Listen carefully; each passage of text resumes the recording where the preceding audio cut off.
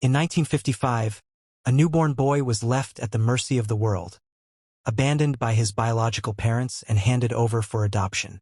To everyone else, it looked like rejection. But to Steve Jobs, it felt like destiny. "I was chosen," he would later say. This wasn't just the story of a boy finding a family. This was the beginning of a journey that would forever change the way we live, work, and think. How did a boy who once slept on floors and scavenged for food go on to reshape the future? The answer lies in what he believed about himself and the world around him. Stay tuned. The revolution starts here. Steve was adopted by Paul and Clara Jobs, working-class folks with no degrees, just love and grit. Paul, a mechanic, taught him how to take apart engines and rebuild them. In that garage, little Steve discovered how things worked. More importantly, how he worked. Where you start isn't your destiny, but what you choose to believe about it is. Steve was a misfit in school. Too bright, too restless. At Reed College, he dropped out after one semester, but kept attending the classes he loved. One of them? Calligraphy. He found beauty in fonts and spacing, lessons he'd later weave into the Macintosh. He slept on floors, returned Coke bottles for money, and walked 7 miles for free meals. But in those uncomfortable moments, Steve was feeding something far more important than his stomach. He was feeding his curiosity. Not all classrooms have walls.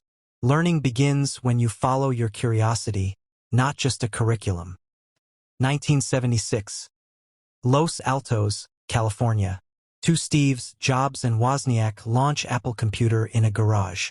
Steve Wozniak was the tech wizard. Jobs? The visionary, the marketer, the perfectionist. He didn't build the circuits, but he built the dream. They weren't just selling computers, they were selling possibility. Jobs believed personal computers could empower individuals. That technology should be beautiful and intuitive. You don't need all the skills, but you need belief and the courage to bet on what others can't yet see. The Apple II was a hit. The Macintosh, launched in 1984 with a cinematic Super Bowl ad, made Jobs a star. But behind the scenes, chaos brewed. Jobs was young, impatient, demanding. His obsession with excellence rubbed people the wrong way. In 1985, he was fired from his own company. The world saw a public failure. But for Steve, it was a devastating identity crisis. Even geniuses stumble. But what defines them is not the fall, it's the bounce back. Most people would disappear.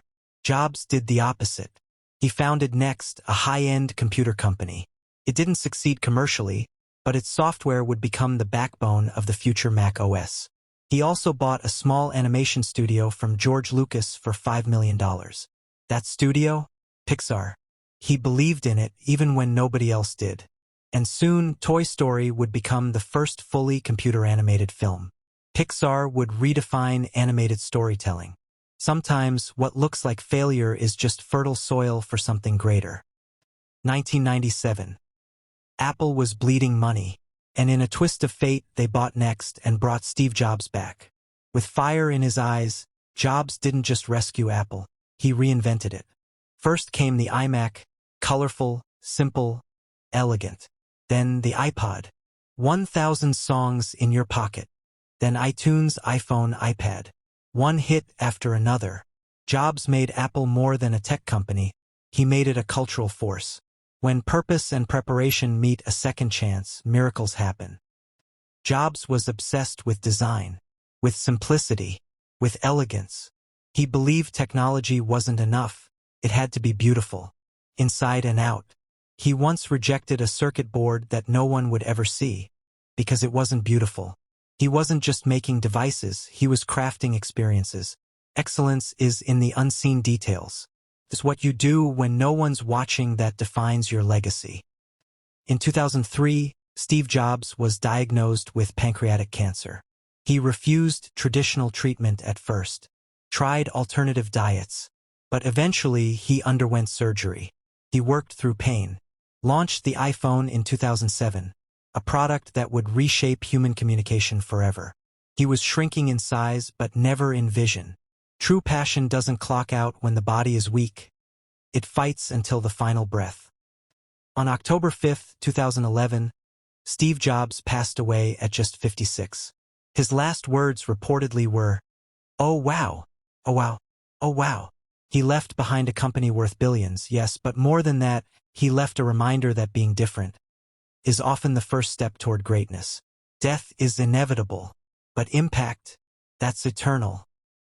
Here's to the passionate ones, the misfits, the rebels, the ones who see the world differently. Jobs lived that, breathed it. He built a life not of comfort, but of conviction. And though flawed, fierce, and fiery, Steve Jobs showed us one thing. The people who are passionate enough to think they can change the world are the ones who do. What's you take from this story? Comment below. If you were inspired by Steve Jobs' story, share and subscribe for more and true inspiring stories.